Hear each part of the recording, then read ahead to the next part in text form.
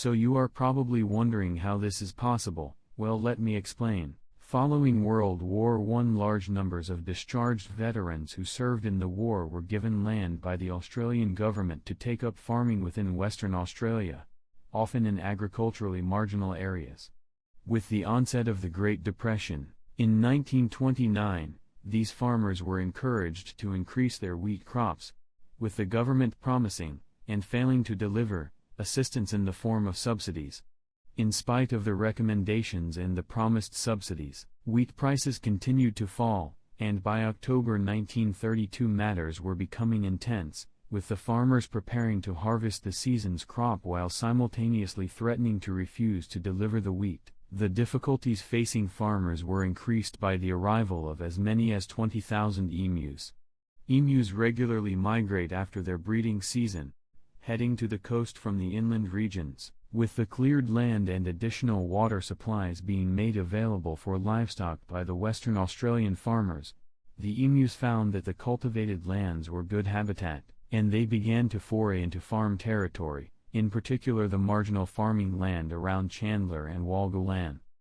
The emus consumed and spoiled the crops and left large gaps in fences where rabbits could enter and cause further problems. Farmers relayed their concerns about the birds ravaging their crops, and a deputation of ex-soldiers were sent to meet with the Minister of Defense, Sir George Pearce. Having served in World War I, the soldier settlers were well aware of the effectiveness of machine guns, and they requested their deployment.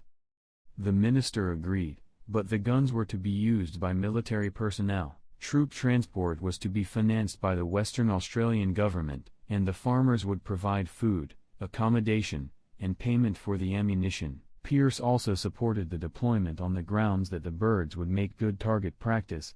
Military involvement started in October 1932. The war was conducted under the command of Major G.P.W. Meredith of the 7th Heavy Battery of the Royal Australian Artillery, with Meredith commanding soldiers Sergeant McMurray and Gunner O'Halloran, armed with 2 Lewis guns and 10,000 rounds ammunition. The operation was delayed, however, by a period of heavy rain that caused the emus to scatter over a wider area. The rain ceased by November 2, 1932. Later that day the men traveled to Campion, where 50 emus were sighted. As the birds were out of range of the guns, the local settlers attempted to herd the emus into an ambush, but the birds split into small groups and ran so that they were difficult to target. Nevertheless, while the first fusillade from the machine guns was ineffective due to the range, a second round of gunfire was able to kill a number of birds. Later the same day a small flock was encountered, and perhaps a dozen birds were killed. The next significant event was on 4th of November. Meredith had established an ambush near a local dam, and more than 1,000 emus were spotted heading towards their position. This time the gunners waited until the birds were in close proximity before opening fire. The gun jammed after only 12 birds were killed and the remainder scattered before any more could be shot.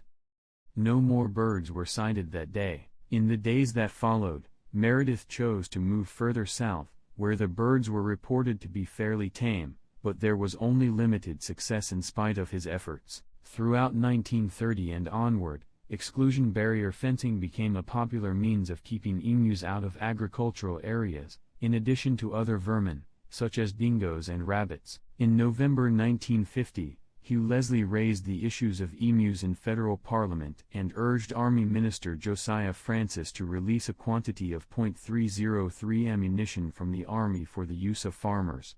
The minister approved the release of 500,000 rounds of ammunition. The end result of the war was arguably that the emus won via outlasting the humans.